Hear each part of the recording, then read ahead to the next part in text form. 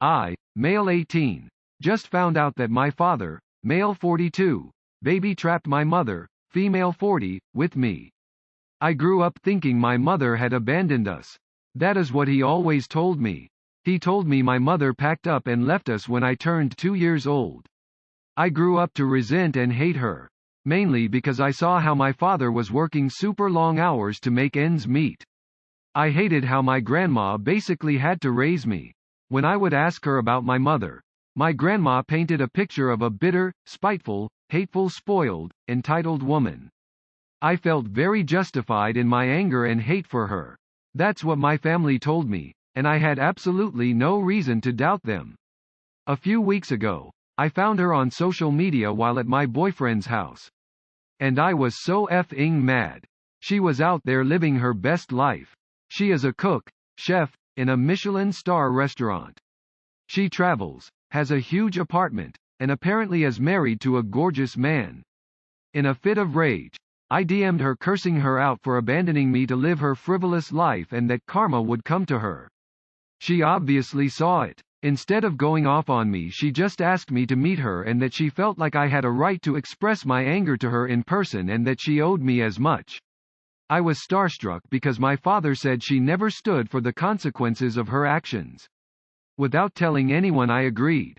She invited me to this amazing restaurant. She paid an Uber for me and everything. It was very awkward at the beginning. I kept berating her. I was so angry. I cried a little. She just sat there and took it all in. I then asked her why she abandoned me. She then asked, this is all paraphrased. Do you really want to know the whole story? It is not nice, and you will not like it. I am ready to be the bad guy in your head forever and keep my distance. I just kept pressing her. And then she told me the real story. This is again paraphrased and to my best recollection. She told me that my father and she met shortly before ending uni. At that time my mother had said she did not want to stay in uni town.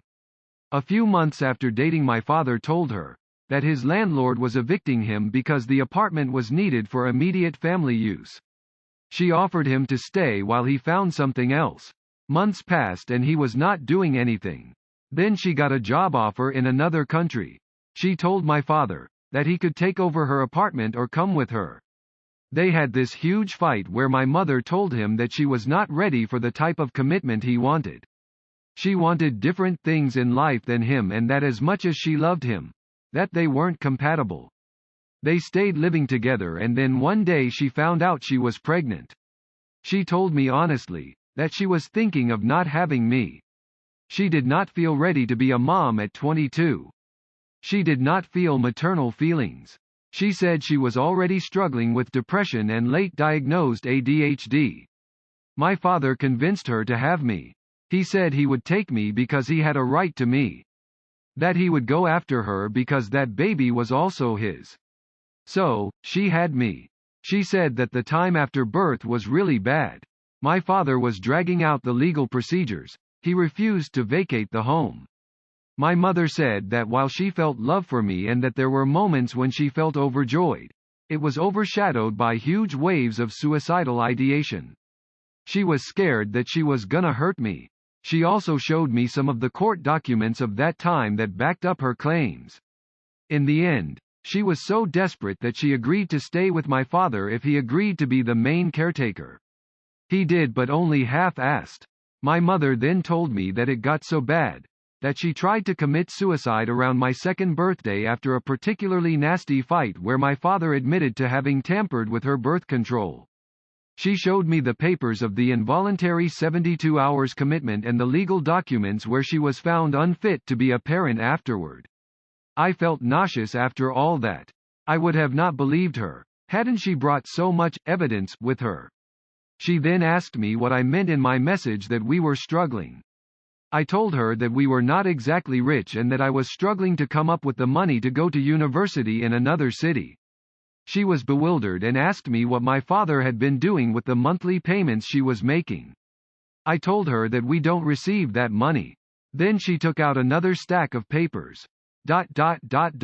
Guys, she is sending child support every month. It is almost $3,000 every month. Edit. She is court mandated to pay me 1.5k. She doubled the payments out of her own will. She doesn't have to pay that amount. She wants to. She was very concerned about this and told me she would talk to her lawyers ASAP to transfer the money to me directly. In the end, she apologized to me. She is very sorry to have put me through this. She was very sorry for not being stronger and she was very sorry for letting me grow up the way I did. She was crying. I was crying. She then told me to take my time. She would contact me again regarding the payments and that it was up to me if I wanted to see her again. That she couldn't be the mother I wanted, but the least she could do is help me with anything that I need. I hugged her. I cried. She cried. I boxed up my food and she got me another Uber home. At home, my father was not there.